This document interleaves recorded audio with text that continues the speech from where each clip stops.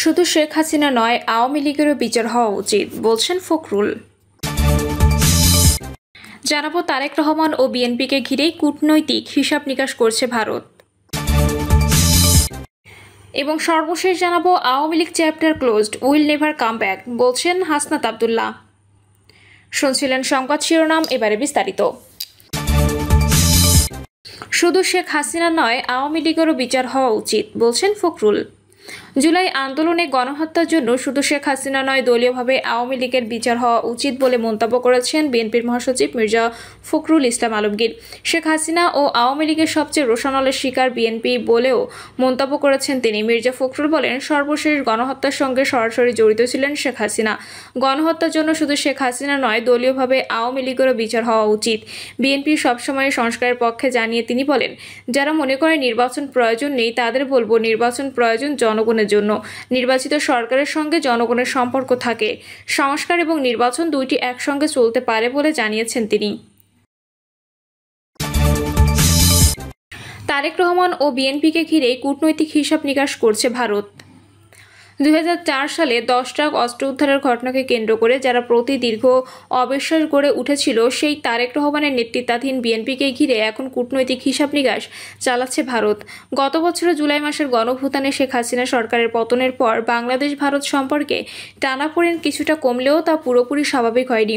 আসন্ন জাতীয় সংসদ নির্বাচনের আগে এ সম্পর্কে সম্পূর্ণ স্বাভাবিক হবে এমন আভাস এখনও নেই। তাই নতুন বাস্তবতায় ভারত এখন বাংলাদেশে একটি নির্বাচন সরকারের অপেক্ষায়।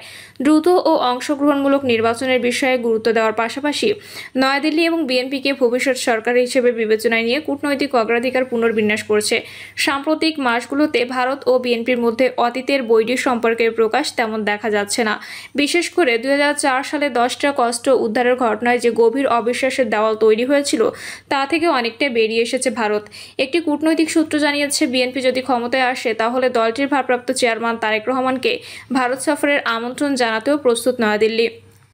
তারেক রহমানের রাজনৈতিক অবস্থানে এখন ইতিবাচক পরিবর্তন পরিলক্ষিত হচ্ছে।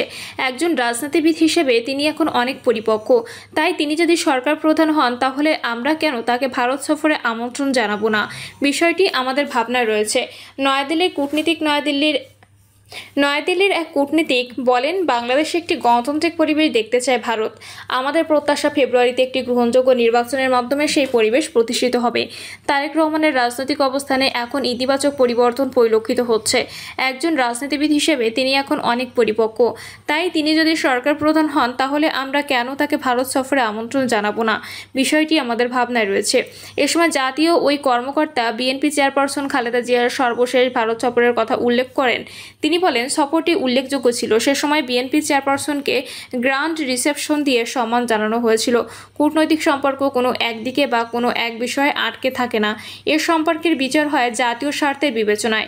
ভারত একটি বড় দেশ। শেখ হাসিনা বা আওয়ামী লীগ কেন্দ্রিক তাদের যে কূটনীতি বা ব্যর্থ হয়েছে, সেটা তারা উপলব্ধি করছে। অধ্যাপক ডক্টর সাব্বির আহমেদ, ঢাকা বিশ্ববিদ্যালয়ের রাষ্ট্রবিজ্ঞান বিভাগের অধ্যাপক ডক্টর সাব্বির আহমেদ বলেন, কূটনৈতিক সম্পর্ক কোনো একদিকে বা কোনো এক বিষয়কে আটকে থাকে না। এর সম্পর্কের বিচার হয় জাতীয় স্বার্থের বিবেচনায়। ভারত একটি বড় দেশ। শেখ হাসিনা বা আওয়ামী লীগ কেন্দ্রিক তাদের যে কূটনৈতিক তা ব্যর্থ হয়েছে, যেটা তারা উপলব্ধি করেছে। অতীতের বিষয়ে বিএনপিও হয়তো তাদের অবস্থান ব্যাখ্যা করেছে। পারস্পরিক বোঝাপড়ার মধ্য দিয়েই তো একটা অবস্থান তৈরি হয়। এখানেও সেটাই হয়েছে, বলেন তিনি। 2001 থেকে 2006 সাল পর্যন্ত খালেদা জিয়ার নেতৃত্বাধীন 4 দলীয় জোট সরকারের সময়ে বাংলাদেশের অভ্যন্তরীণ নিরাপত্তা ইস্যু, সীমান্ত পরিস্থিতি এবং সন্ত্রাসবাদ ঘিরে ভারতের সঙ্গে সম্পর্কে অবনতি ঘটে। এই টানাপোড়েনের অন্যতম কেন্দ্রবিন্দু ছিল 2004 সালের 1 এপ্রিল রাতে চট্টগ্রামের CUFL জেটিতে 10 ট্রাক অস্ত্র ও গোলাবারুদের বিশাল চালান আটক হওয়ার ঘটনা। ভারতের তৎকালীন কর্মকর্তারা দাবি করেছিলেন, ভারতের চাপে পড়ে বিএনপি সরকার সেসব অস্ত্র আটক করে। অন্যথায় এই অস্ত্রগুলো ভারতের উত্তর পূর্বাঞ্চলে বিচ্ছিন্নতাবাদী গোষ্ঠীগুলোর জন্য পাঠানো হচ্ছিল। ঘটনাটি ভারতের নিরাপত্তাকে সরাসরি চ্যালেঞ্জ করেছিল। যদিও বিএনপি দাবি করে সরকারের সদিচ্ছায় অস্ত্র আটকের ঘটনা ঘটে, কিন্তু রাজনৈতিক বক্তব্য যাই হোক, এই ঘটনার পর থেকে নয়াদিল্লি বিএনপি সরকারের প্রতি গভীর সন্দেহ এবং অবিশ্বাস পোষণ করতে শুরু করে। এর জেরে ভারতের দৃষ্টিতে বিএনপি হয়ে ওঠে একটি অনির্ভরযোগ্য রাজনৈতিক দল। বাংলাদেশে বিএনপি ও তাদের মিত্র জামায়াত ইসলামী একটি গোপন প্রক্রিয়ায় ভারতের বিচ্ছিন্নতাবাদী সংগঠন উলফা এবং অন্য বিদ্রোহী গোষ্ঠীগুলোর কাছে অস্ত্র সরবরাহ করত, যার কেন্দ্রে ছিলেন তারেক রহমান। ভারতের ডিআই এর সাবেক উপমহাপরিচালক মেজর জেনারেল গগন সিং 2023 সালের 23 ফেব্রুয়ারি ভারতীয় গণমাধ্যমে ইন্ডিয়া টুডেকে দেওয়া এক সাক্ষাৎকারে দেশটির ডিফেন্স ইন্টেলিজেন্স এজেন্সির সাবেক উপমহাপরিচালক মেজর জেনারেল গগনজিৎ সিং বলেন, বাংলাদেশে বিএনপি ও তাদের মিত্র জামাত ইসলামের একটি গোপন প্রক্রিয়ায় ভারতের বিচ্ছিন্নতাবাদী সংগঠন উলফা এবং অন্য বিদ্রোহী গোষ্ঠীগুলোর কাছে অস্ত্র সরবরাহ করত, যার কেন্দ্রে ছিলেন তারেক রহমান। তবে বাংলাদেশে গত বছরের 5ই আগস্ট গণঅভ্যুত্থানের মুখে সাবেক প্রধানমন্ত্রী ও আওয়ামী লীগ সভাপতি শেখ হাসিনা ভারতে পালিয়ে যাওয়ার পর পুরনো ইতিহাস ভুলে বিএনপির সঙ্গে সম্পর্ক উন্নয়নে মনোযোগ দিতে শুরু করে ভারত। বিএনপিকে নিয়ে ভারতের উদ্বেগের আরেকটি কারণ হিসেবে তাদের তৎকালীন জোটসঙ্গী জামায়াত ইসলামী ও অন্যান্য ইসলামপন্থী শরিক দলগুলোকে মনে করা হয়। নয়াদিল্লি এসব দলকে কট্টরপন্থী মনে করত, যা আঞ্চলিক নিরাপত্তার জন্য ঝুঁকি হিসেবে বিবেচনা করত দেশটি। এ বিষয়ে অধ্যাপক সাব্বির আহমেদ বলেন, জামায়াতকে বাইপাস করার জন্য তারা বিএনপিকে নিয়ে ভাবছে। ভারত কখনো জামায়াতকে গ্রেপ্তার করবে না, সেক্ষেত্রে তাদের জন্য বেস্ট অপশন বিএনপি। বিগত বছরগুলোতে ভারতকে নিয়ে এদেশের মানুষের মধ্যে এক ধরনের অস্বস্তি বিরাজ করছে। তাদের নানান অসন্তোষ ছিল। বর্তমান সরকার সেসব বিষয় স্পষ্ট করে তুলে ধরেছে, যা বিগত সরকার পারেনি। সম্পর্ক এগিয়ে নেওয়ার ক্ষেত্রে সেসব অসন্তোষের বিষয়ে ভারতকে সচেতন হতে হবে।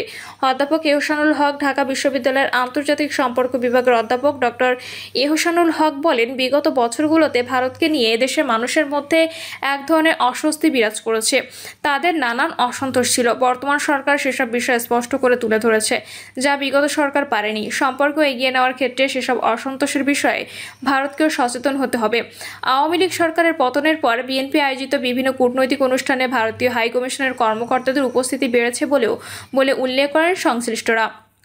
বিএনপিও ভারতের সঙ্গে সম্পর্ককে বাস্তব রাজনৈতিক প্রেক্ষাপটে গুরুত্বপূর্ণ বলে মনে করে।